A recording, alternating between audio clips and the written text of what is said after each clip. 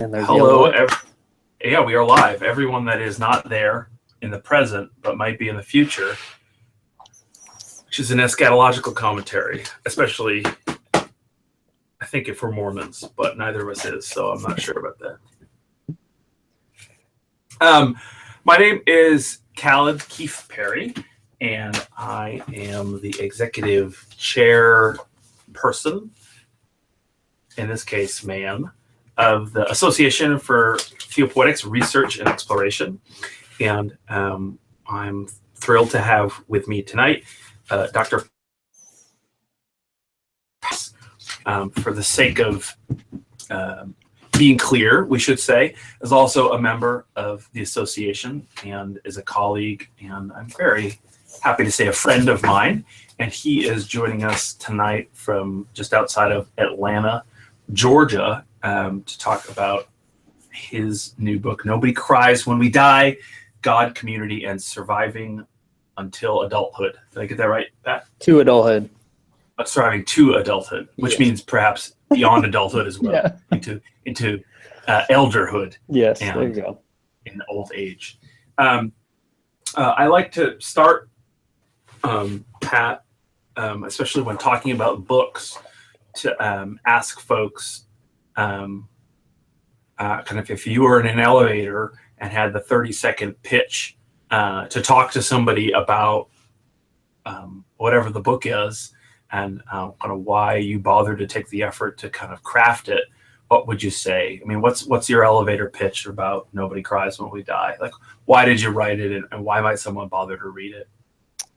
Yeah, so I would say I wrote the book because, I mean, like the subtitle says, I didn't think I was going to make it to 20. And part of what I felt was missing in vocational literature, specifically around Christian call narratives, is that we miss communities of color. You know, as a Latino, we're often left out of that conversation. And we just start from a different place. We start from survival. And I felt like that was a story that needed to be told. Not just my story, the story of my community, the story of my ancestors. And this book was to capture it in the larger narrative of the Christian narrative, of my communal narrative, and really try to inspire the next generation so that way they can, you know, make it to adulthood as well. How'd I do on the 30 seconds? So it sounds at least a little bit like you were kind of doing it out of a feeling of, out of necessity and maybe of kind of handing it forward. Is that right? Absolutely. I mean, so part of it is when I was, I mean, and this is how you and I first kind of met, was around storytelling. And the stories I tell are not all wonderful. Like, I went down to the park and was swinging and the sun was shining on my face and God opened up and said, this is who you're going to be in the world. I mean, it's harrowing stories about survival, growing up in a gang-infested community, and just trying to make it to tomorrow and breathe till tomorrow. And those stories are always ancillary. They're always secondary to someone who's already done something great, or someone who's already at the table and sitting at center. And I really wanted to tell those stories from my community. I felt a profound sense of loss and lack of engagement in everything I had ever read growing up, because nothing reflected a young Latino man from Salinas, California, who was saved by Christian brothers, saved by his grandma, who was just trying to just really breathe and live a faithful life. And that, I mean, that's primarily why I wrote it. It's just because I wanted something that spoke to my younger self and to those that come behind me. And I would also say honor my ancestors and my grandma. You know, that there's saints out there like Grandma Reyes who have saved young people like myself, and they're not recognized. They're just, you know, because their work is, you know, as an uneducated woman, they're just not recognized by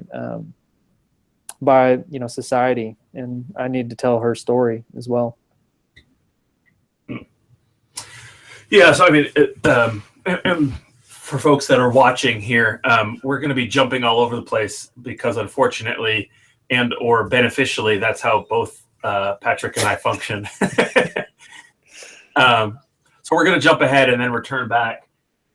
One of the things I heard you talking about, Pat, is the importance of kind of bringing voices to the table that might not have otherwise been at the table. So, for example, it's not merely that your grandma is kind of a Latinx kind of grandma, but she's also uneducated, right? So she's not a PhD wielding, more on that violence later. She's not a PhD wielding kind of elder Latina scholar. She's a grandma who was thrilled to have her son survive to adulthood. And so it's about her class and her educational voice and the way she's practiced kind of speaking in a way that other people find amenable or acceptable. So let me play the devil's advocate just to kind of give you a slow softball pitch to hit. In many seminaries, the ancillary literatures are the literatures of women and folks of color, and they're often fit into 1 week, right? You, in a Christian seminary at least, you do the kind of the canon, which is almost exclusively men, usually white men, usually cis hetero white men. And then if you're lucky, you get like the special week when you cover Black theology or Latinx, or probably not Latinx, Latino, or whatever, Hispanic theology. What's wrong with that approach? I said it was a slow pitch softball. Well, I think it enters into story and what story is being told and whose stories are being told. And so because you're throwing the softball pitch, let me take it and say, take this opportunity to tell the story and tell the story how this book kind of, and the story that generates so much of what comes into this story. So, growing up in a, Forbes rated Salinas the second least educated city in the United States. Is mostly Latino farm working community. I was lucky to go to a Christian Brothers school, but I was still, surrounded by gang violence that was, it's affecting 10% of the total population. One of the highest rates of gang violence per capita in the entire country. And as a teen, I mean, that was my life. That was who I was as well. It wasn't, I'd go to school and then I'd come home and I'd try to be a tough guy. And, one day in particular, I got dressed up. I went down to the park like I always go down to the park. I was flexing up with my friends. I had, my clothes on. I think it's almost humorous because my facial hair was, my hair up here was reversed. I had hair on top of my head. It was slicked back, nice and greased up. And just hanging out with my friends, owning our territory. And we were sitting there playing basketball and a car rolled up, slowed down just enough. And my community knows what to do. My peers knew what to do. We hit the ground, we gripped the concrete. We knew that what was happening. A gun extends out, fires a couple shots. I can hear the whiz of bullets going by me. I mean, they were aiming at us. We were colored up.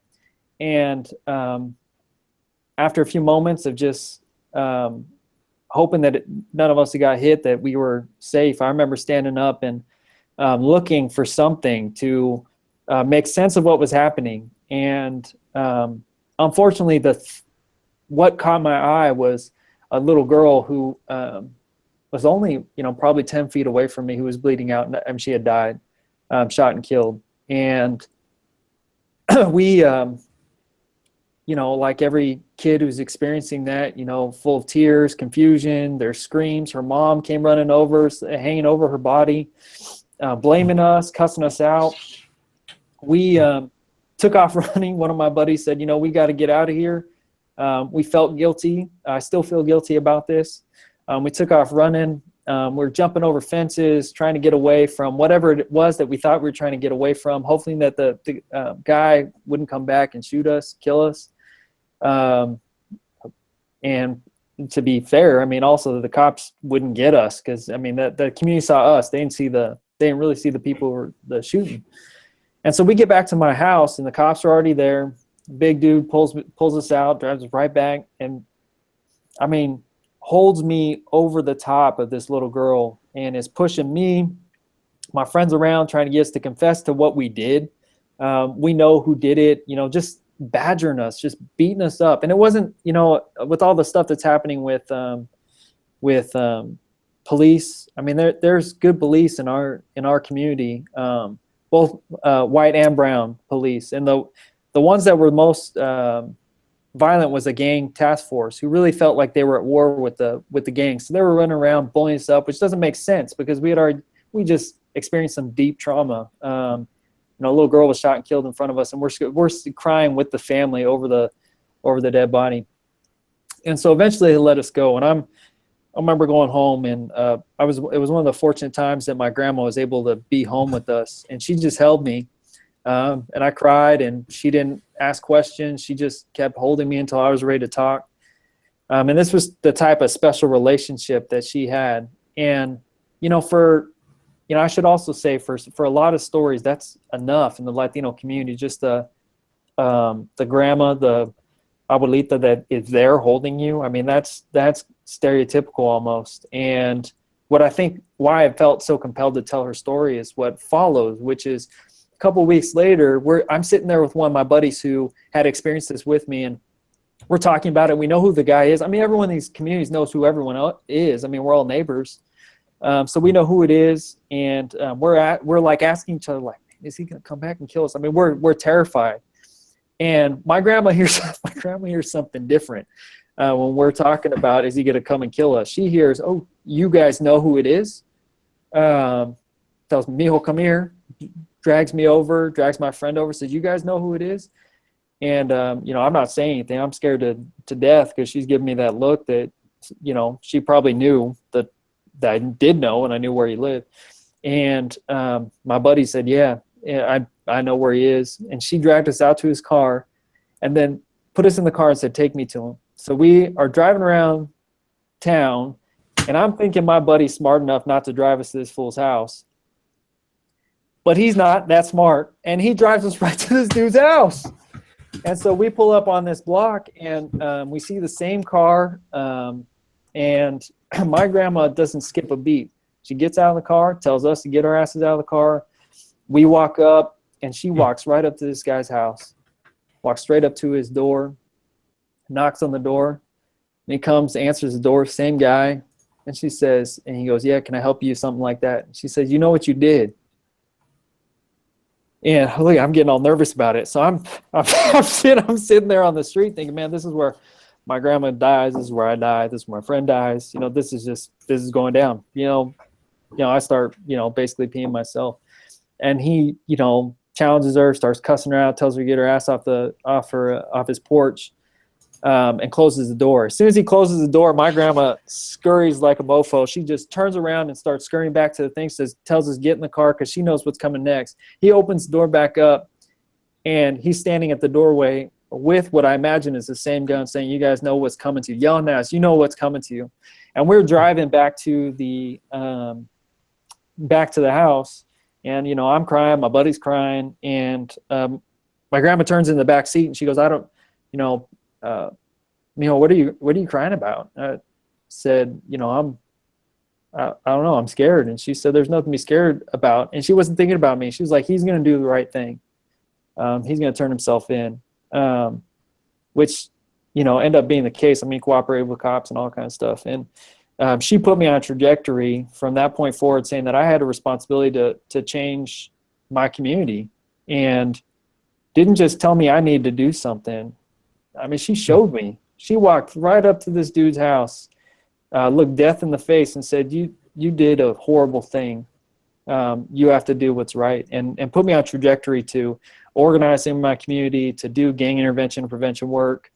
And as a faithful Catholic woman whose story often wasn't recognized because of her home practices. And I mean, she was modeling a level of faithfulness and commitment to her family, to what her version of the divine, her God, that needed to be present. I mean, we asked a question about seminary. I mean, I think a week with my grandma does more for anyone than 8 years in seminary. The amount of time you and I have spent in theological education, trying to get degrees, advanced degrees. A week with her, I should say, even just that one afternoon with her, taught me more about what being a faithful person is, and that needs to be front and center. And that's a story not just worth telling to people, but that's a story that I think inspires faithfulness in a new way, and doesn't just say you need to be faithful, but models it. Mm-hmm. It's interesting because we've worked together long enough, and I kind of know the trajectory, your trajectory, to know that you know how to handle this question. Otherwise, it wouldn't be fair. Yeah.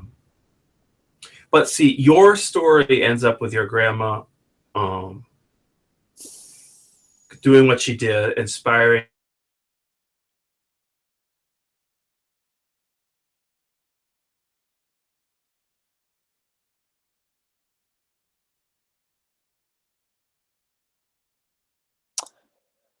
So, Cal, I think you froze altogether.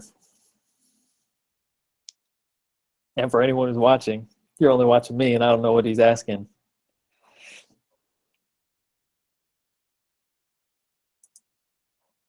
Let me send you a thing.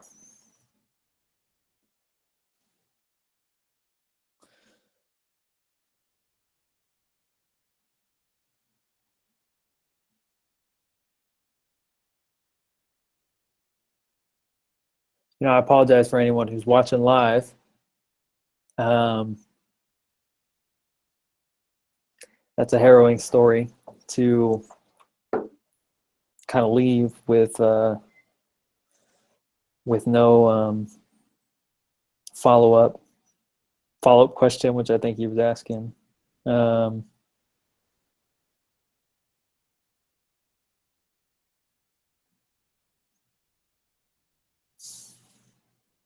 I'll say, now someone just joined. All right.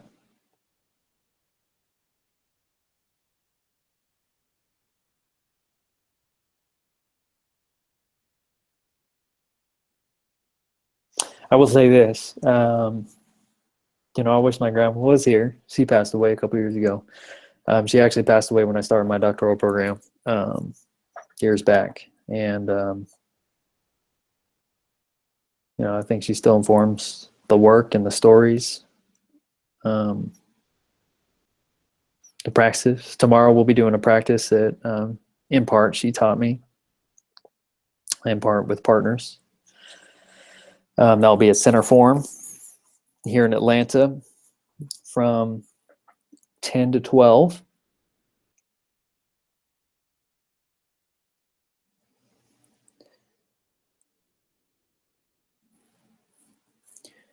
I think we're waiting for Khaled, who just dropped again.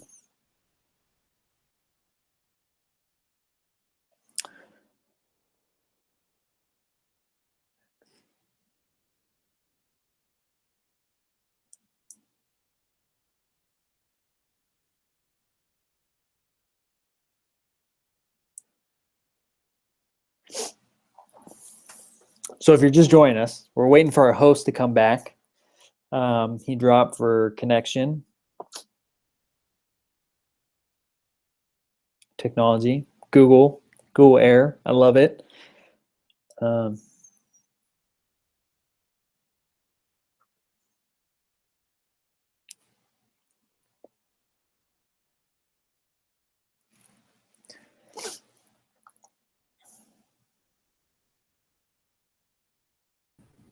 There he is. Sorry about that, Patrick. There you are. No, you're all right. I was doing very small talk with myself, which is awkward. And my wife, who's probably watching, it was kind of like our first date. Awkward You small and me? talk with her. No, my wife. My wife's her and I, our first date, which was just awkward small talk, and then like staring at each other and smiling. Only this time I said it myself. Did you hear the question I asked you in its fullness? No. Okay, so the unfair question I asked you, I get to do it again. So I almost didn't do it the first time, and now I'm going to do it again while still doubting the wisdom of it. So the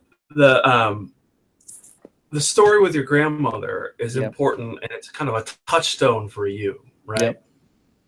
I know, and one of the reasons I feel okay asking this question is because I know your trajectory and your ability to respond to it. But we both know that your grandma's story is a little Hollywood, And there's a lot of stories that don't end that way. The guy doesn't turn himself in, or your grandma gets hurt, or you get hurt, or any number of things that happen every day in our communities. Some people's communities more than others. And so the question is, given that we know that those stories happen that way, how do you manage to maintain the faith that you do have? That's such a good question. I mean, I think in the first chapter of the book, I actually start with a story that's not Hollywood, that's not my grandma saving my life and, you know, put me on a trajectory to do stuff. And I should just say what follows isn't like my whole community was, you know, hanging out in the sprinklers together and going to water parks and splitting pizzas. I mean, I was still going to funerals and burying friends and community members. I mean, it wasn't like, you know, she changed everything. She profoundly impacted my life. But that first chapter where I talk about an experience I had in my own home with a man that had come into our lives when my parents had split, into my mother's life in particular, where you know, abuse was kind of physical abuse was pretty regular, and I incited it and continued to incite it even after the story I was telling in there. And the story that I tell in there is that he chokes me out. I mean, like chokes me out till I pass out. I was just talking about this with my wife, with my partner yesterday, and Carrie and I were. She said, "What's the hardest story to tell in the book?" Because I have there's a lot of life-giving, but a lot of coming out of harrowing circumstances in that book. And I told her that first one. That first one's so hard for me to tell because there's no glossy redemption for any of that. I mean, like literally nothing. I mean, it's a young kid, younger version of myself being suspended above the ground, choked out, threatened, you know, in what I imagine in my head, just a Christ post just dangling there, and not really thinking that was my last day. I mean, I was, you know, I'm getting all teary-eyed thinking about it. I thought I didn't think I was going to make it to tomorrow. And then when I did, when I woke up the next morning, bruised and, you know, just hurt and pained, and just feeling defeated because I had this opportunity to get out of my neighborhood and go to this Christian Brothers school. Just wanted to make the most of that opportunity, make my family proud, make my grandma proud. And the principal who greets us every single day saw the bruises, invited me into his office, gave me a reprieve from all my homework, which I thought was the biggest loss of that week, was that I hadn't done my homework yet. And so that story, there was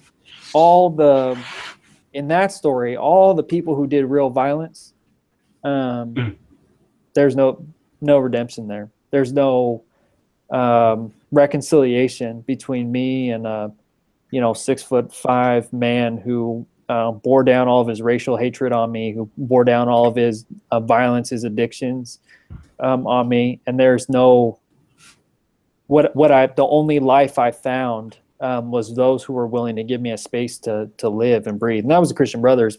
So like I said, you know, that story, the conflict doesn't end in a flashy, resolution. It just ends with I'm still breathing. I get to make it to chapter 2. And sometimes that's good enough. And that actually, I mean, that seems to me, you know, to be a kind of the way, I don't think you do it in so many words, but kind of your vision of what vocation is, right? Of Christian vocation, of being called, is not at all the kind of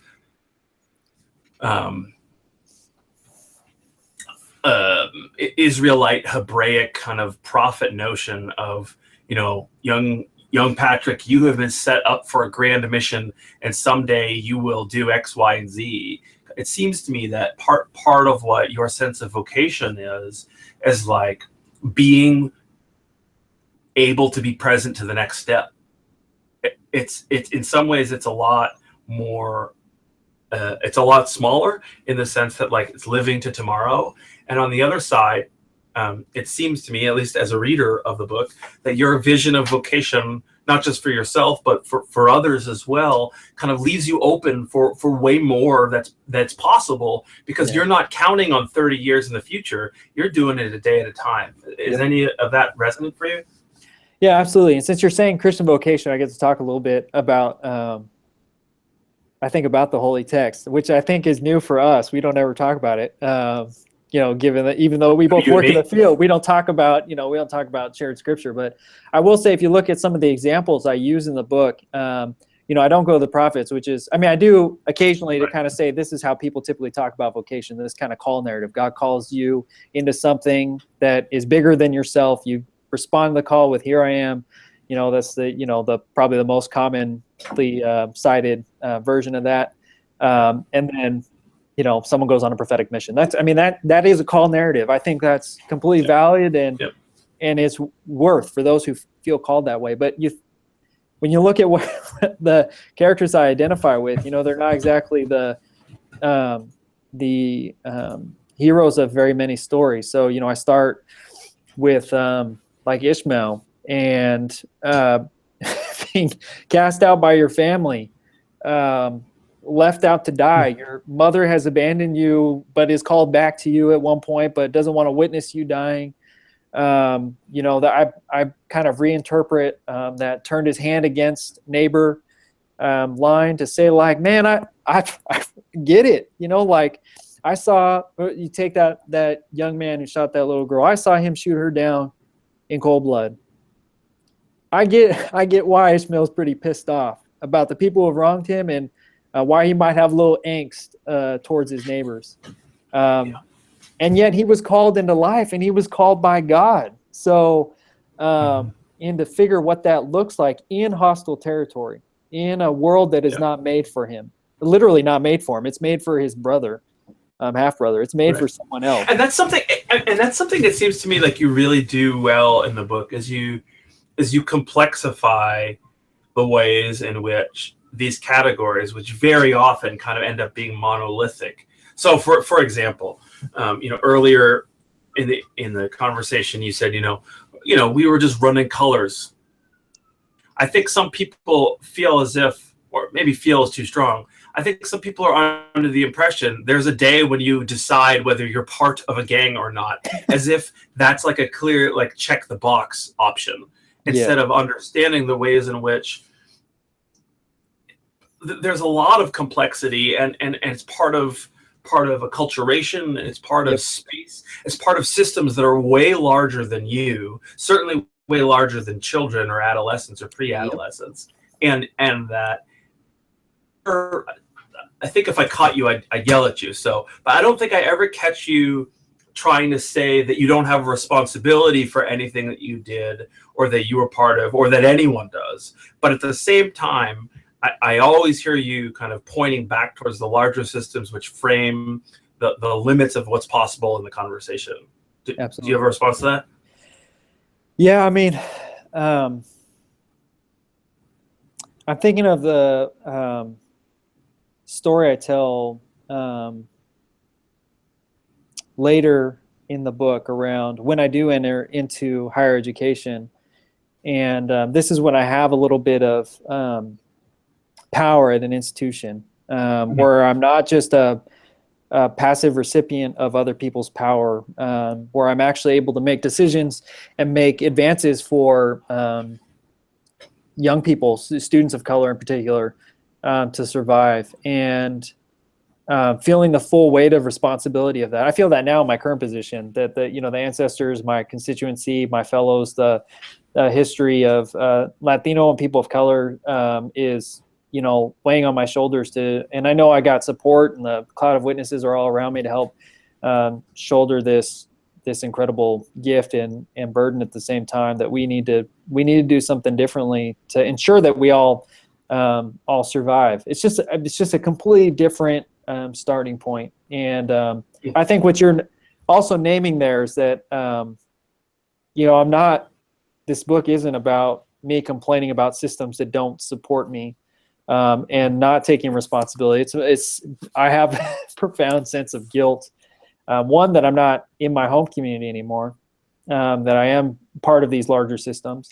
I have a profound sense of guilt that I made it, that I'm here, that my buddy Jesse, who I talk about in the book, didn't make it to adulthood. I talk about the funeral we held for him. I'm doing a training tomorrow where I'm going to tell his story. And, you know, but that with all that guilt, I'm also incredibly, I feel a deep sense of responsibility to do something different and better and tell different stories that represent our community in a light that, you know, hopefully inspires those from that community and even those who are outside our community, to say that we're working for life, and that's what we're trying to do. Yeah. So, folks, if you're just joining us, we're with Patrick Reyes. He's an employee and the strategic director for Doctoral Initiatives at the Forum for Theological Education down there in Atlanta, Georgia. He's also the author of the Chalice Press book, Nobody Cries When We Die, God, Community, and Making It to Adulthood. And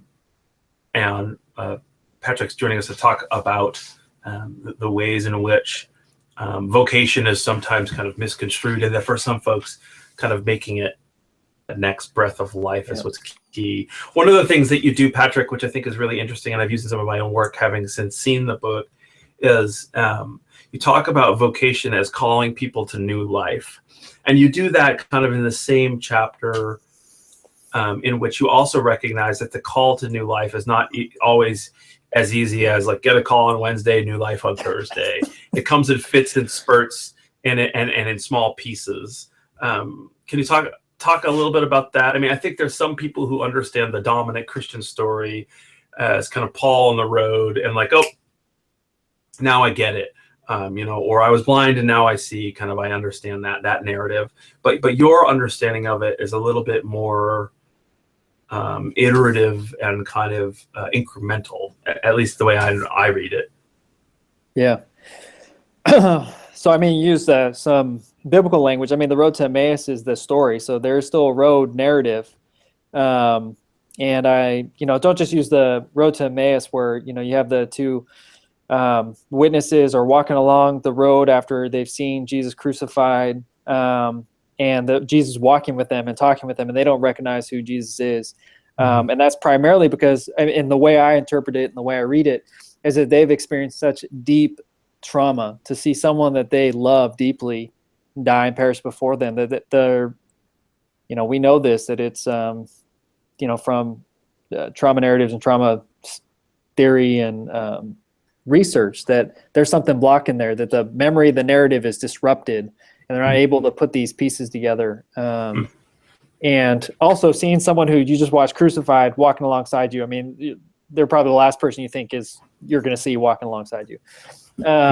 So that's sort of like a call where it has to be constant. It has to be in the midst of these clouded moments where, you know, you can't see life. You can't discern where life is going to be.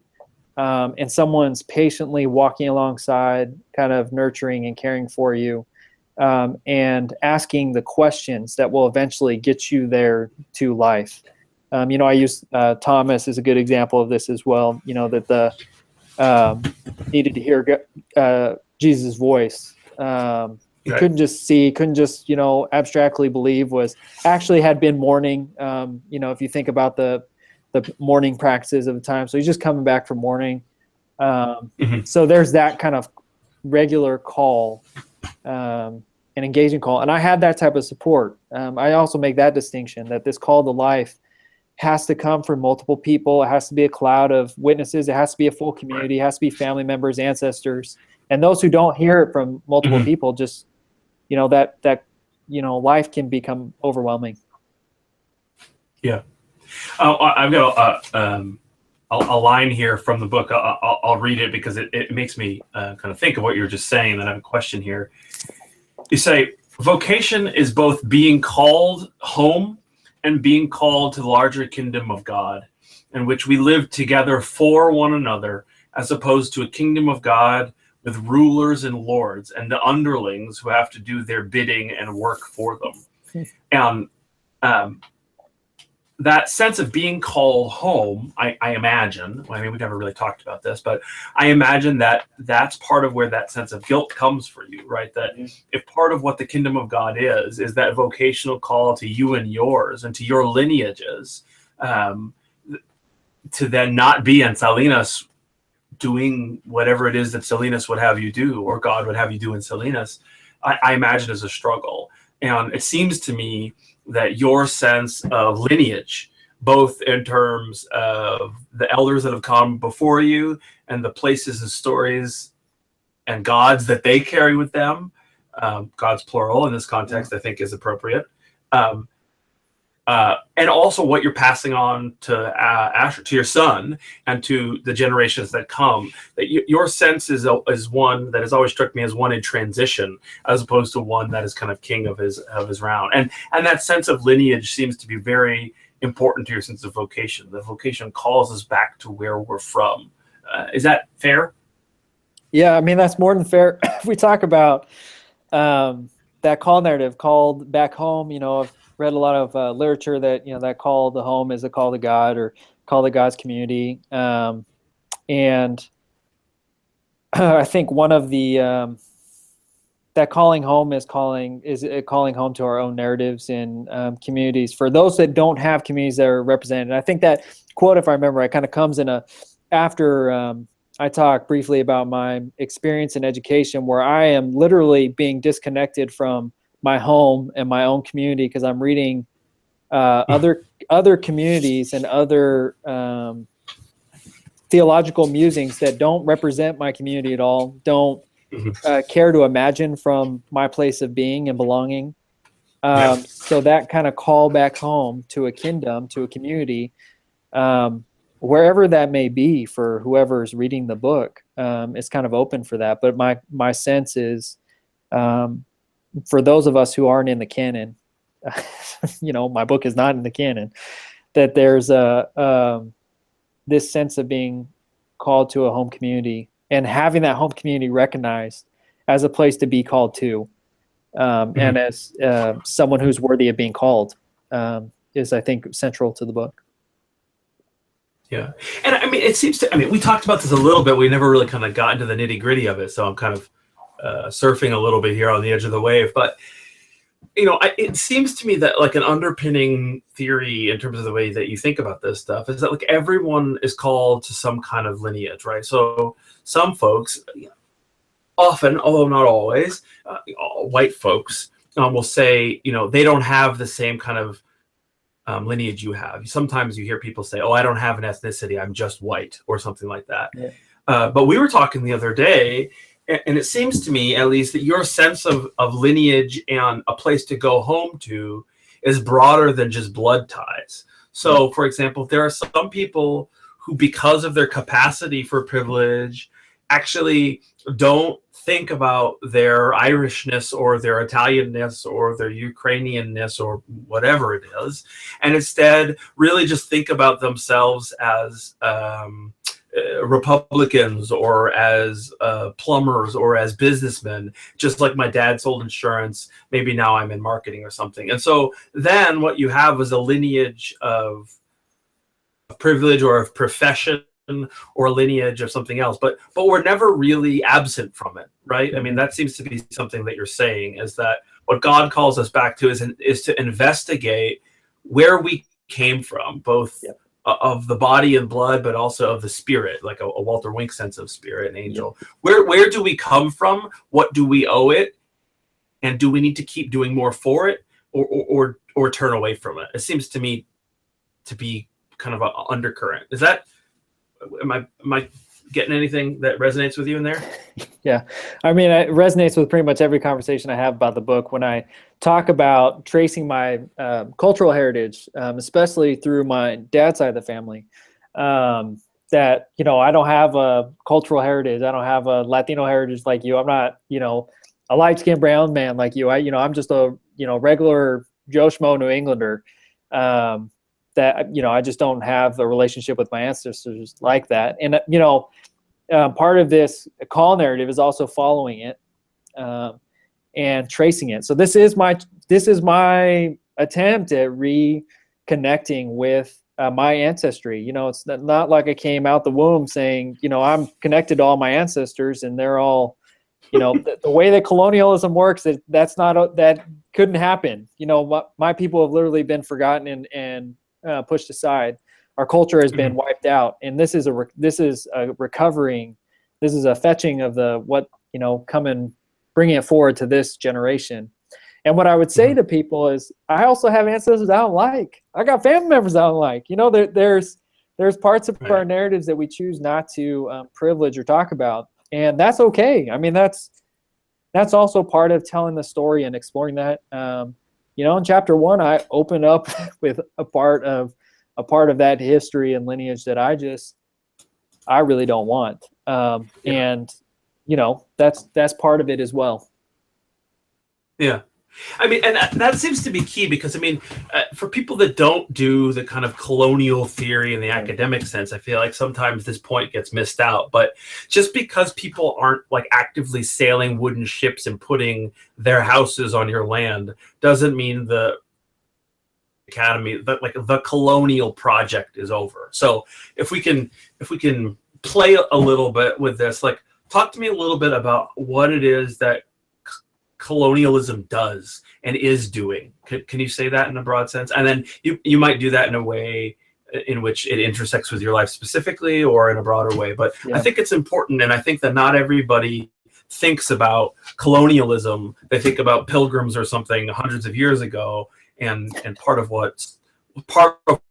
what other discourses around you know, this the conversations about what colonizing says it's still happening in this very moment.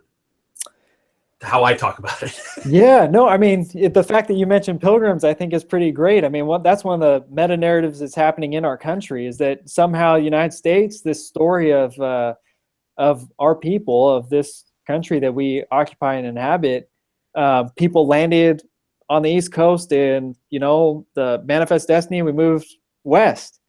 And for those of us who work in the church, that's also how the church moved. They came with Protestant church came from east to west. Right. And what I always find fascinating, I mean, maybe it's because I'm, you know, a Catholic who grew up, you know, surrounded by missions that are also surrounded by fields, which that's another piece of this colonialism that, you know, is still remnant, like physically still embodied in the land. But I just always thought it was funny, you know, even in my, my later studies, in my doctoral studies, I heard this lecture about the movement of, you know, Christianity in America, and it started from east to west, and the, you know, oldest church is out there in New England, or I can't remember where it was. New England, I can't remember exactly where it was. That was how they told the story, and I was like, hold on, like, you know, the Southwest is part of the United States last time I checked, and there's a mission sitting out in Santa Fe that has been here since, you know, mid 1500s. Like, this is not new to me. This is not new to anyone who's lived in the Southwest. It's not new to the Native Indigenous people who already occupied this land, who were already living here and calling it sacred.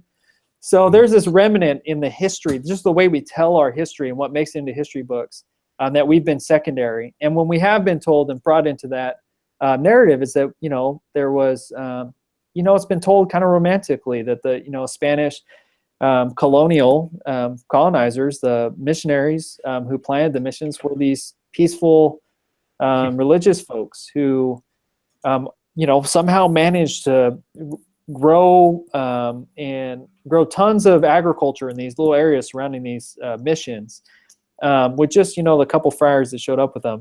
That's not possible. You know, anyone who's worked agriculture, is not possible. They enslaved people on that land.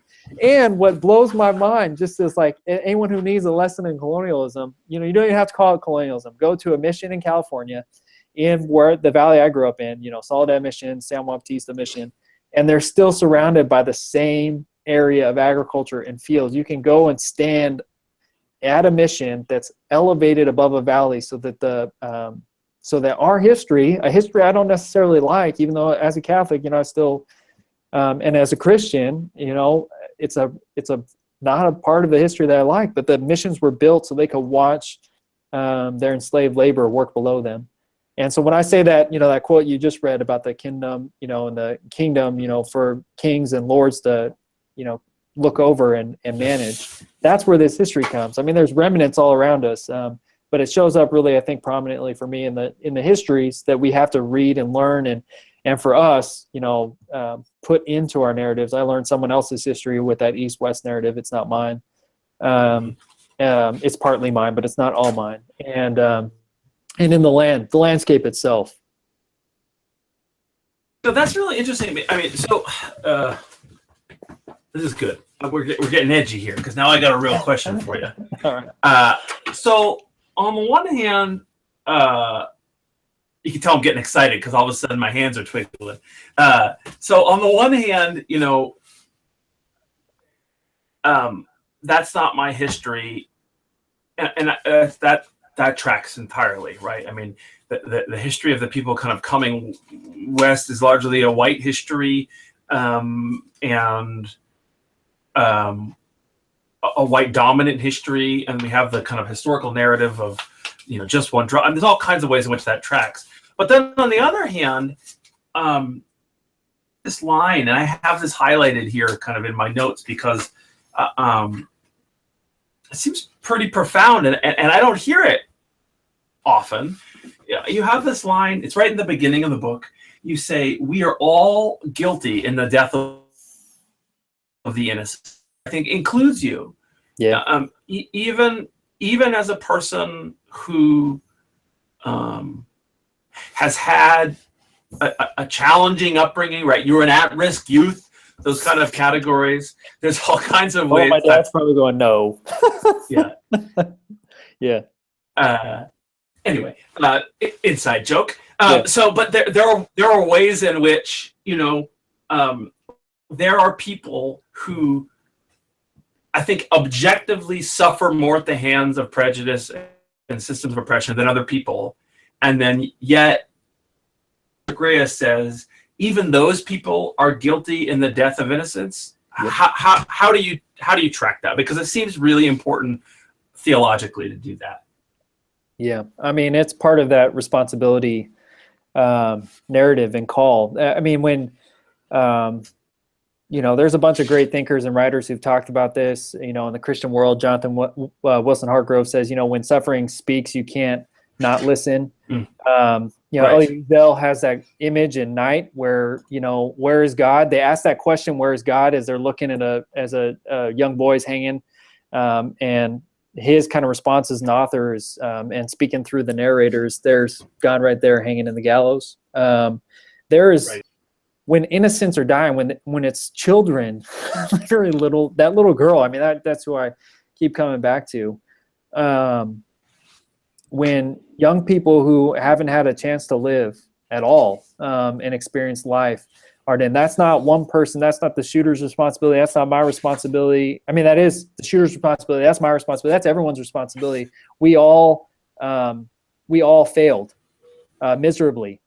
And we failed that young girl, we failed God, we failed our community. And I take that very seriously. And that's in my work. I mean, I talk about it all the time, even with our fellows in doctoral work, that this is a matter of life and death for me. Because someone took my life seriously enough to say it's a matter of life and death for them. So we are all guilty. We are, another way of saying that is we are all responsible for the lives of innocents. Right. And that's actually, I think, really key. If I could just kind of repeat back what I heard to you, you said something and then corrected yourself. And I think that's a point where a lot of people get caught. It's not that the shooter isn't responsible. Right. You don't actually believe that, right? No. That's kind of a narrative that sometimes more conservative kind of political thinkers will say there's no personal responsibility in this world anymore. Those liberals want to kind of make everything systemic. And what you're saying is not that the shooter wasn't responsible, but that we are all responsible one to another. And that is part of what God's call to us is, that we are members one of another, and that we are called to support one another. And I forget where it is, but somewhere in there. But you have this line, we're all running our own race, but we're doing it together. And I think that kind of sums it up. It's like, I don't get to lay down and have you pick me up. Or rather, that's not how it ought to be in God's vision for the kingdom. The reign of God doesn't have you carrying me or me being carried on your back. but even if I am running, it's not a solo show. Like, I need you there as part of that journey forward. Yep. Yes. You got it. Well, I'm done then. I should remind folks, we're talking with Pat Reyes. If you are watching the live stream on YouTube, you can type something in the little bar right over here, or over here. You can type something in the little bar, and we'll see it if you've got a question or comment for Patrick. Also, if you're on Facebook, you can type something into the room, and we'll see it. I have a DM on Twitter, direct message, and the question is this, Pat. Talk a lot about kind of being a person of color in the academy, and the question is being a person of color in higher education, which is dominantly run as a white space. Twitter problems there, but so higher ed, certainly theological education, is a pretty white world. Yeah. But you're running in those circles, and you identify as a kind of Latinx guy. What is it like? I guess kind of like, how do you keep your head up in that space? If that's something you could talk about. Yeah, I mean, keep my head up. I mean, that's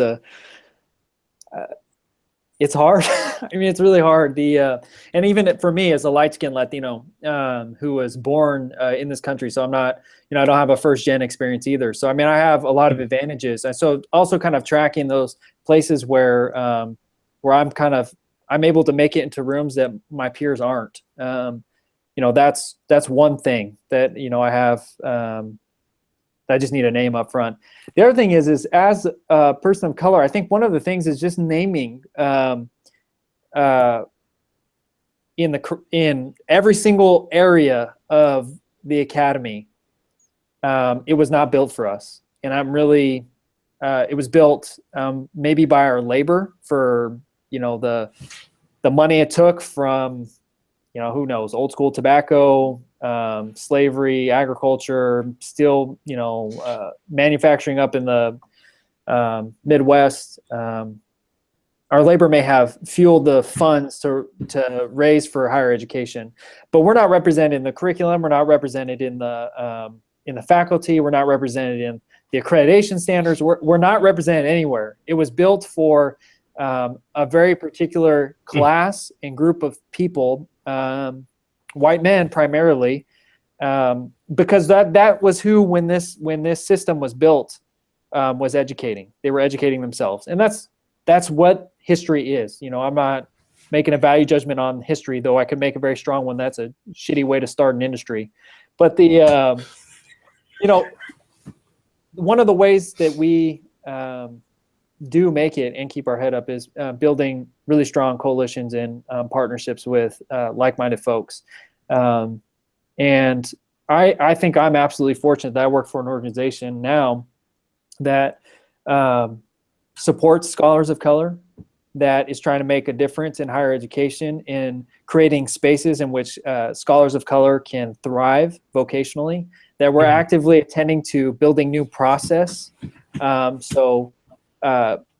Whether that's consulting or bringing people in for grants, or, actively engaging at the level of budget, curriculum, program design, course design, to say that there are certain things you can do to make sure that there is space for people of color to thrive.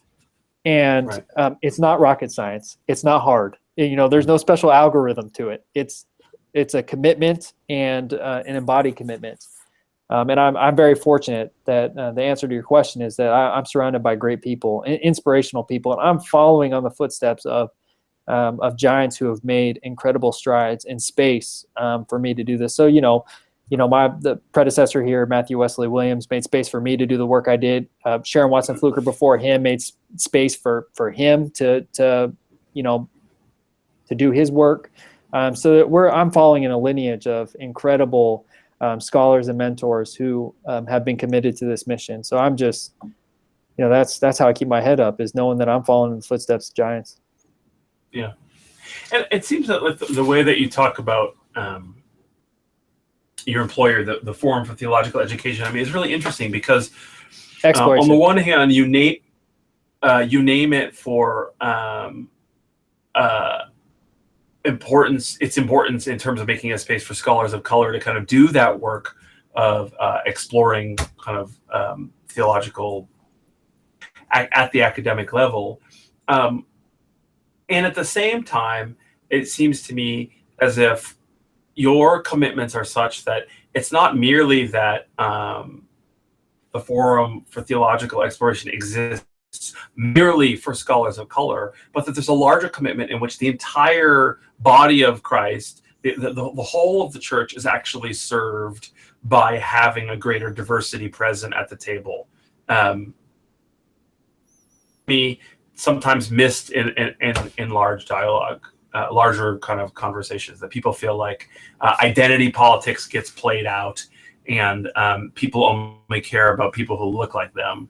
But it seems to me as if your vision is a little bit more kind of sophisticated than that, and that call for your vision of the reign of God, or the kingdom, as you say, is one in which folks like us meet each other, need one another, and it's not nearly just for people who are folks of color.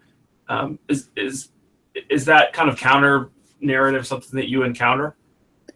No, but I want to add to it. I mean, I think that's good. One of the things I want to add, I mean, it's in our mission. So we're cultivating wise, faithful, and courageous leaders for tomorrow. And I think that's why I love working here, and what I pick up on from my experience, which is captured in the book, is that the work that I do and the work that my community did, the work that my grandma did, the work that generations did before her, the work of our communities is in service to the next generation. It's who's coming next. It's not about glorifying our work or who we are or what we think needs to happen. It is making space for the people who come behind us. That's it. And that is a profound, I think, shift from the way that, if we're going to talk about the academy works today. Scholars work for themselves. The institutions work for themselves. Everyone's working for themselves to show why they are the smartest and best qualified to do whatever X, Y, and Z thing that they think they're qualified to do. And it has, and that's such a focus on now. And while that work is good and needs to happen, and we need committed scholars of color who are doing incredible work on the ground in communities, exploring deep questions in ways that our white scholars that have come before us just haven't explored those questions. At the same time, we need leaders who are looking behind them and saying, who am I bringing up alongside me? And how am I making space in my work for someone else to come and do what they are called to do? It's not going to look just like mine. It's going to look something different. That's fine. But we need to make space for it. And I think that's a profound shift, a profound posture shift that's not existent in higher education. The reality that we need to kind of look over our shoulder to who it is that's on our heels, as opposed to kind of looking in the mirror in front of us. So let's go to the story with my grandma. When she's walking, she didn't say, okay, boys, I'm going to go, just tell me his address. I'm going to drive over to his house and tell this dude who murdered a girl in cold blood that he needs to turn himself in. She said, you two get your butts in the car. You're coming with us. And then when we pulled up to his house, she said, you're getting out and you're witnessing this firsthand, because you're the ones who are coming behind me. You're the ones who are going to have to be courageous in the work in the next generation. And you don't learn by staying at home. You have to show up now. And it's not a read 5 more books at home about what it means to be a courageous person. You got to show up with someone like my grandma who's going to do something that's out of this world. And that, I think, makes all the difference in the world. Yeah.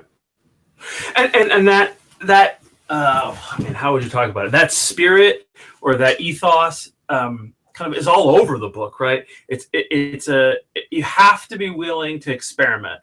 For some people, that means it's a Hail Mary lateral where you try anything because that's the only thing you got left. And for some folks, maybe people who have less skin in the game, or people who kind of come from a more privileged background, it's the willingness to try something that hasn't been done before. But you seem to kind of embody and advocate for experimentation. Like, we gotta try to do something new, even if we're not sure it's gonna work.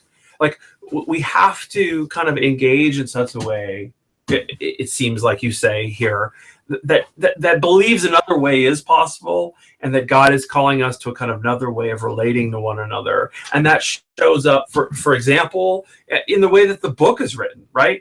You're a highly educated, very gifted, intelligent theologian, and you've decided to write a book. Of our colleagues who are all theology will write off as, quote, not good scholarship because it's full of stories. Yeah. I know that decision was not done offhandedly, and neither are you overly concerned with people who write it off. So talk to me a little bit about that kind of that commitment to experiment, and the importance of kind of the book itself being an experiment in communication. Yeah. So I would say that, that's two things. It kind of in our field, excellence always comes up when this is talked about. What does scholarly excellence look like? And for me, the other thing is, what is since it's a book about vocation, what is your purpose? And what are you doing? And I'm very clear on what I am about in this world. I'm about making space for people to live. I'm calling people, the next generation, to life. In my work in particular, I'm very fortunate that I get to focus on communities of color and scholars of color. So that way, young kids like me who are sitting in Salinas, in a town that has no higher education, got a little junior college there, but has no higher education, can't dream themselves out of their 2-block radius that they hang out all the time, can say, someone else in my community did it, I can do it too. I mean, that's I'm very clear on what my purpose. So experimentation isn't, even in the writing, it doesn't feel like experimentation to me, even though I know that's kind of what it is in my, the broader academic field. It feels like I'm going to track down where there's life, and I'm going to tell those stories. Yeah. And I'm going to tell the stories that match my purpose, call, and vocation, which is about making space to live. And if what the majority of what's currently in the canon for that type of literature was read, evaluated, and didn't make into this book based on that criteria, then I did my work as a scholar. So it's equally as scholarly as anything else on the market. I did my due diligence, but I did my due diligence with different questions, with a different community in mind, and with a different purpose that kind of guides my questions. I told this is my first full year in this role, and I told the first iteration of fellows that I get to work with this year, 16 incredible scholars of color who are all doing life-giving, amazing work that inspires me. And I told them that I treat my work, and I mean this is a matter of life and death for me. Not just because I didn't think I'd get it tomorrow back when I was a preteen or when I was a teen. The amount of stories where I talk about where I could have been dead in this book is not the only reason why I treat this work as if it's a matter of life and death. I treat it as a matter of life and death because I'm looking behind me and I'm seeing communities that suffer and bodies on the ground. I'm having to go to funerals and bury young people. And to me, our work is even more necessary because it is a matter of life and death for our families, for our communities. And we have a responsibility, like we were just talking about. We have a responsibility to address that call. Yeah. Speaking of responding to a call, we've got a question from Otto Renee Williams. Hey. It is a specific textual reference. So in chapter 4, in the wilderness, you end that chapter with a sentence that reads, quote, "The road is holy ground, leading us from the wilderness to the ground where we feel safe." And the question is, or the request is, could you unpack that sentence in a way that speaks to those who are being swallowed up in the wilderness and who do not receive that ground as holy, particularly in a way that's applicable to Black and brown folk who are living out the life on the streets of places like West Baltimore? Yes. So what happens when the road is not holy or is not received as holy, and the wilderness is not something that we feel safe in? Yeah. So I think you're using words interchangeably. I love the question, and I love who it's coming from. So as someone who is living and active, one of FTE fam who's living out scholarship in a really profound way, Ada Renee, you're someone everyone should be following. But so I say the road is holy. I don't say the road is safe. Yeah. In fact, all my examples that I use, the road is a post-apocalyptic place. So I talk about Cormac McCarthy's version of the road. I talk about, parable of the sower and Octavia Butler's version of the road, which are both violent post-apocalyptic places where people are actively dying, eating each other. I talk about the road to Emmaus. These are places where traumas and violence are playing out. It's not a safe place, and the wilderness isn't safe either. I'm talking about earlier in the book about Ishmael just trying to survive in the wilderness. These aren't safe places. They're holy places, because that's, for me, safe and holy don't have to be the same thing. Holy is where you encounter God, and in all those examples, they are completely unsafe spaces. And God, or someone from God's community, someone else who's been called by God to venture out into the road and to journey alongside and walk alongside someone. The road is a holy place only because that's where we encounter God. The road doesn't have to be a safe place. It just has to be a place where we encounter God. In many cases, in my stories, the road, the wilderness, pretty much everywhere on this planet is not a safe place. Except for my grandma's kitchen, and that is a safe place. That's safe and holy. It's one of the only sanctuaries I have, and so I would just say that that's a distinction worth mentioning there. I love the question. So let me just test this then, Patrick. So the line, we're going to assume that the quotation is accurate. The line that you wrote with your hand in mind and heart is, "The road is holy ground, from the wilderness to the ground where we feel safe."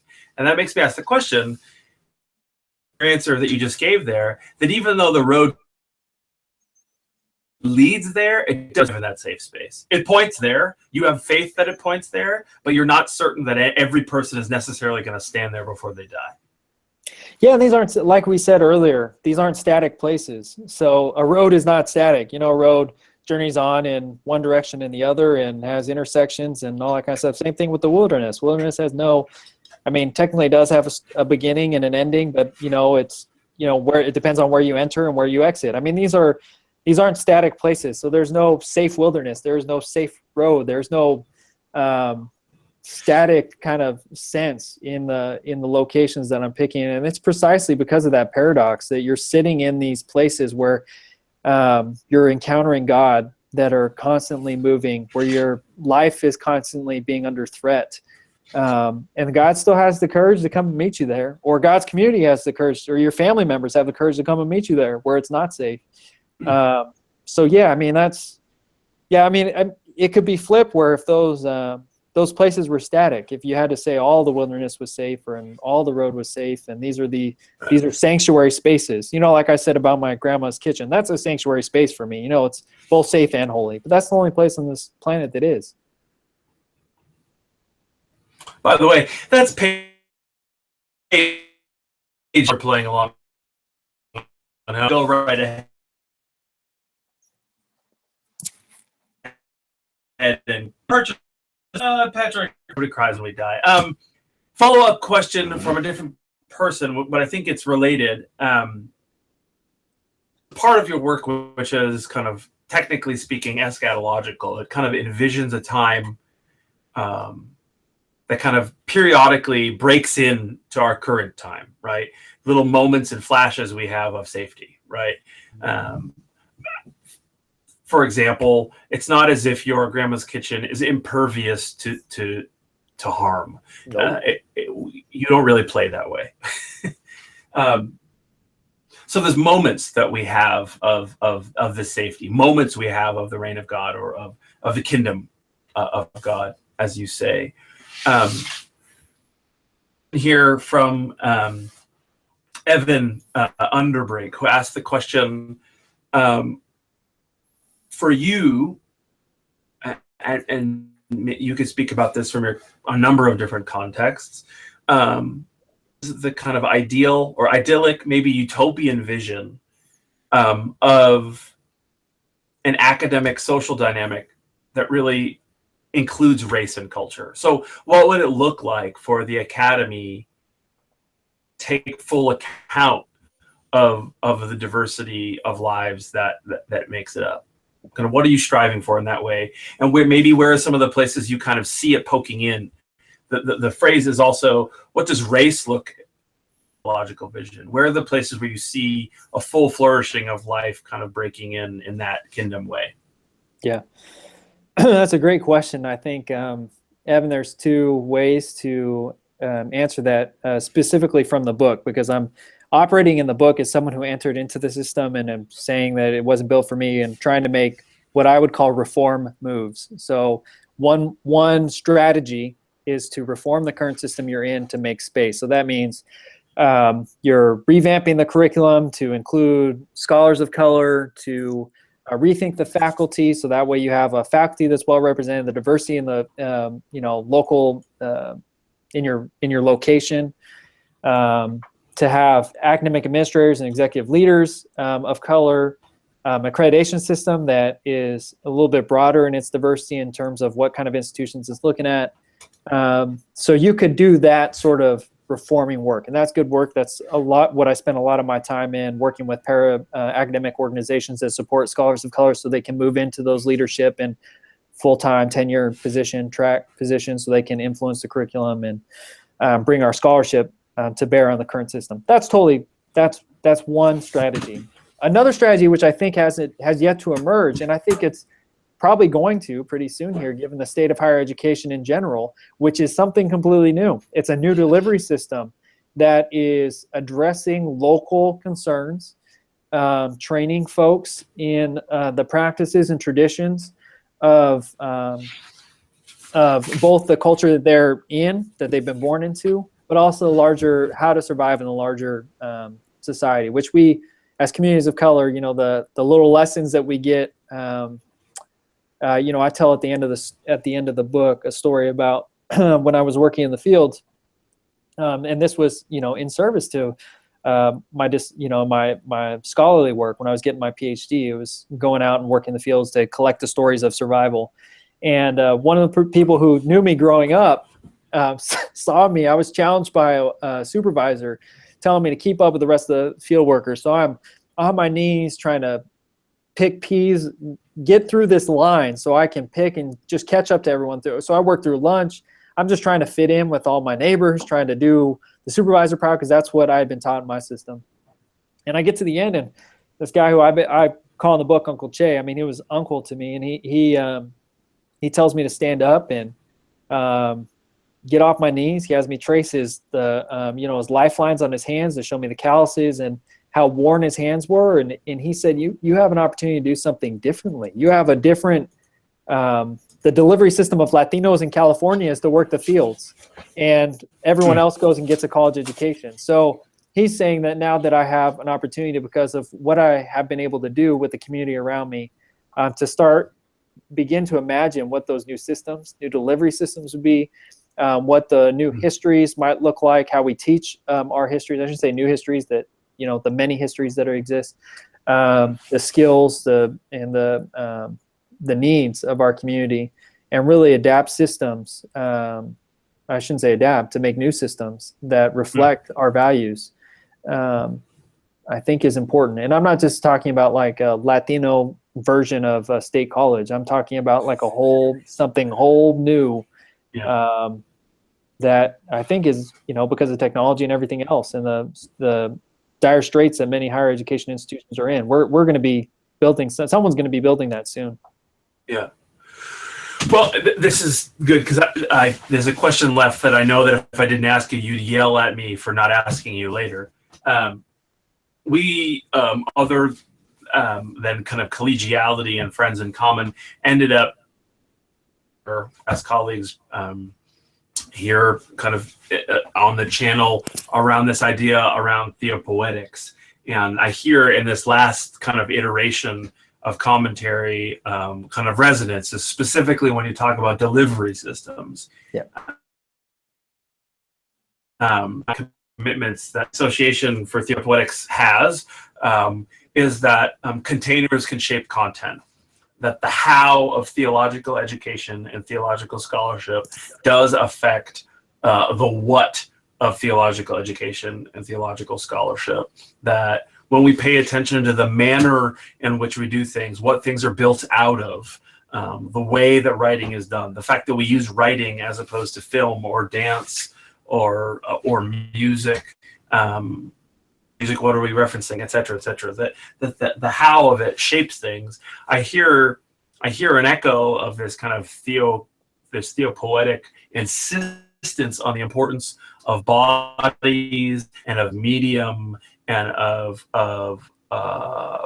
really thinking about what messages are embodied or tucked inside of the how decisions, which sometimes get glossed over. This is a kind of a thing hosted for the moment in the Theopoetics Association world. Talk to me a little bit about that word or that body of scholarship and why that matters to you at all, to the extent. Yeah, I mean, I think when you talked about bodies, you're touching on something too, that the who comes before, all of that. Who's in the room, who's building the containers, I think is important. And, the micro version of that is when we talk about, you don't need a tortilla with a fork. You don't need a fork. And so I think theopoetics in particular, and since we're both talking about in this field, and specifically the work of Ruben Alves, and the opening up of a space for stories to be told, stories of forgotten histories, and stories that, Cal, I think when we first talked about my book, I mean, you gave me like so much joy when we were trying to figure out what category it fit in, because it's telling stories and weaving in biblical narrative, and it's just kind of, it's trying to be poetic. I don't know if I accomplished it, but I'm trying to be poetic. And you called it, I think it was like magical biblical realism. That's right. There's this kind of play where we're not only seeing our own narratives and narratives of our communities and our ancestors and those who have gone before us, but we're seeing it in conversation and weaving in and out of the biblical narrative, and almost like playing music, waiting for someone else to pick up the next solo to play us in. And I think that's in theopoetics. I think we create a space. We create a space for that type of playing. There is no one, rhythm that's going all the time, steady beat that's going all the time. You have to be paying attention to how it changes and moves. And like, any good music reference, for those of us who like to dance, there's good dancing and bad dancing. Sometimes in the book, I'm a bad dancer, and sometimes a good dancer. It's how we pay attention to music and form and how we play with our stories, I think is, I think that's at the heart of theopoetics, and the ability to play with others. That's a really fascinating, Patrick, because I'm just kind of going off the cuff here, but it's really interesting because sometimes, I studied jazz in college. That's kind of one of the things I originally went to college for, was to study jazz trombone, and there are people who are virtuosic in terms of capacity, right? They're genius, but the virtuosic capacity, and someone who's a prima donna, or someone who knows they're virtuosic and wants everyone else to know, right? Those are different things. Yeah. And what I think is really interesting about the fact that the way that you talk about this music metaphor, this kind of improvisational metaphor, or the dance metaphor, is that it matches up perfectly with your vision of the fact that the theologian's task, or not even theologians, the kind of the Christian's task, or maybe the responsible human's task, is to look over their shoulder and say, who's back there and who's coming, so that your solo, right, the play you in, the time that you get your book is, yes, us seeing Patrick Reyes in a part of his fullness, But when it's done, the space isn't a need for more Patrick. The space is for who's next. Yep. And so it's a kind of virtuosity that makes room for other people and wants to be met by other people who play at that same level, Yep. as opposed to wanting to kind of occupy the king of the hill. Yes.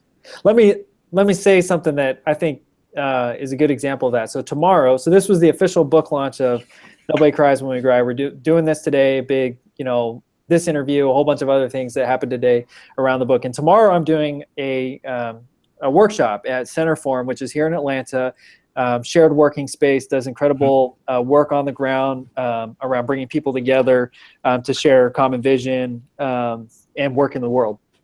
And so they asked me, John and Catherine Hines, who are doing incredible work here in Atlanta. People should check them out, Center Forum. They invited me to come and talk about the book. This was, I don't even know when, back in March or April, something like that. And I said, of course, yes. And I would be happy to talk about the book. And I got to talking with one of my colleagues here in the office, and we were talking about the way that she approaches healing and does this work out in communities that heals and all stuff. And it's nothing like what I do at all. And I said, that's awesome. That is amazing. What you do is amazing. And how would you feel about like co-facilitating something with me? They invited me for this, Bellwether series lecture thing. I'm going to be bringing the book, but how would you like to kind of facilitate the process of healing? We're going to be taking a community of folks. So if you're in Atlanta tomorrow from 10 to 12 at Center Forum, you can come down and see us walk a community through the practice. And we co-develop this practice. Part of it's my tradition. Part of it's coming out of the stories of my book. And I would say all the real good stuff is coming from someone's tradition who I have no connection to except for an embodied relationship with this individual who I trust with my life in general. Because I tell a story. I open up with a story about a funeral, laying someone down, a friend who was shot and paralyzed for his entire life and just passed away a couple of years ago. So I share that from the book to open up this space. So I'm going to be in a really down space saying that we need healers and I need a healer, and I'm now turning it over to a healer to do the work. And I think that's embodied in Theopoetics, is embodied in my work, because someone else has a gift to do some work.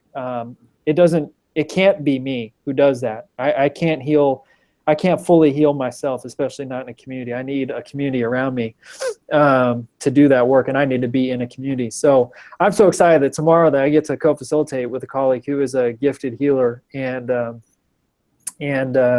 we get to see what that looks like, cross-cultural healing and storytelling. That's great. So Pat, we've got about 6 minutes before we're going to call it quits. Any last pitch, event that you want to kind of leave folks with before we head out here? Yeah, you just asked me to sell the audience on something. Is that what you're asking? Whatever you want. It could be a slicer dicer. Could be the fact that you're selling your old baseball card collection. Whatever you want. Yeah. Let me leave with a brief story. Should go see Rogue One. I don't know. I haven't gotten paid. Although that would have been nice to know that we could have pitched that at the end and gotten a little extra money out of this. I'll leave with the story. So one of the stories I tell, and I'll tell briefly tomorrow, is I just kind of told about my friend who was shot and paralyzed from the waist down. Did incredible work with me around organizing, all that kind of stuff, passed away. And one of the things he told me before he passed was, I need to tell the stories. And when he said that, he didn't say, you need to tell our story. You need to tell this story about how I died, or the work that we did together. This, whether it was a great facilitation. We had a small spiritually based community that we worked together with all ex-gang members who were working through their own traumas, healing stories similar to what are in this book. He didn't say tell the stories of just those little one-off instances like some of them are in this book. He said he meant tell the entire story. Tell the story of our ancestors. Tell the story of our God, the God that we feel has called us to life. Tell the story of our friendship, our lives, and tell the story for the next generation. And I've been trying to honor that that ever since. He told me that. And, you know, the book is, for those who are considering purchasing it, let me show the thing. Because I've already gotten some negative Facebook feed on this. For people who haven't read the book and are kind of mad that I wrote a book with questions on the back for whatever reason. But Nobody Cries When We Die is not an academic text. If you're looking for hard and fast answers or new orthodoxy to fall behind, that's not what this text is about. This book is written to inspire a generation to survive, a generation to live into their call and purpose. And if you're going looking for anything other than inspiration in this book, you're probably going to be disappointed. I'm trying to share a story in life and lives, so that way you can share those stories and tell your own stories in a way. And there's opportunities to do that, not just with the book, but I'm a pretty accessible author. So, and our association is pretty accessible. So, you know, consultancy, trainings, workshops around how to tell your story and tell it in a life-giving way. We have opportunities for that. So you can hit me up at patrickbreyes.com. You can find the book on Amazon. And if you're not involved with the Association for Theopoetics, you should be. And we have a great conference in March of 2017 in Cincinnati, where you'll be able to witness what it is like to build a container in which there is no solo voice, in which there is a symphony of stories and histories and practices that are being played out. So I encourage people to look at that gathering. Yeah. So I'm going to disagree with you, Patrick. Patrick just said that if you turn to the book and look for answers, you won't find it. That's fine. I can agree with that. But what Patrick does in this book is really pretty incredible.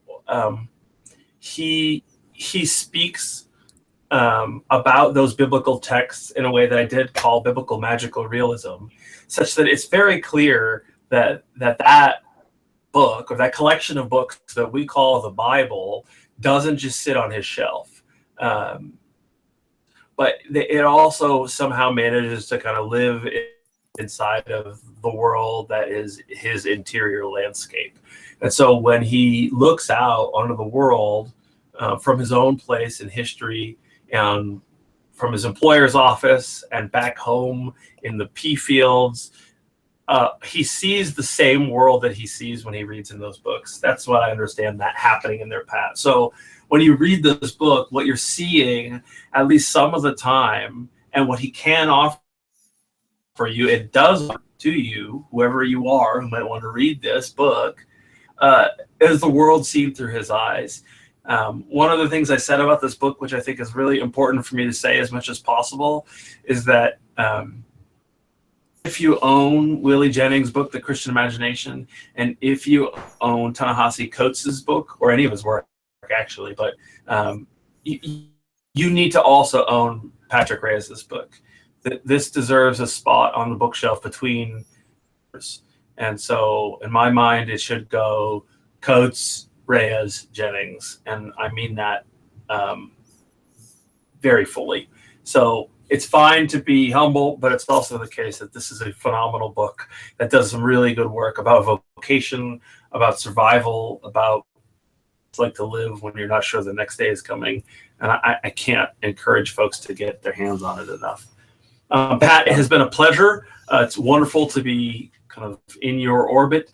Thanks for joining us, the 25 or 30 so folks who joined us on YouTube, and however many more of you join us in the eschaton to come. Thanks, Cal. Thanks for having me. Thanks for seeing. Yeah, absolutely. Yeah, for sure. It's a pleasure. And folks, you can hit Patrick up, patrickbreyes.com. You can search for him. There is a Patrick Reyes who's a professional pool player from San Jose. This is not the same guy. Nope. Patrick works at the Forum for Theological Exploration. He's accessible and phenomenal. And we'd love to see you in Cincinnati in March. So hope to see you there. Have a great night. Bye.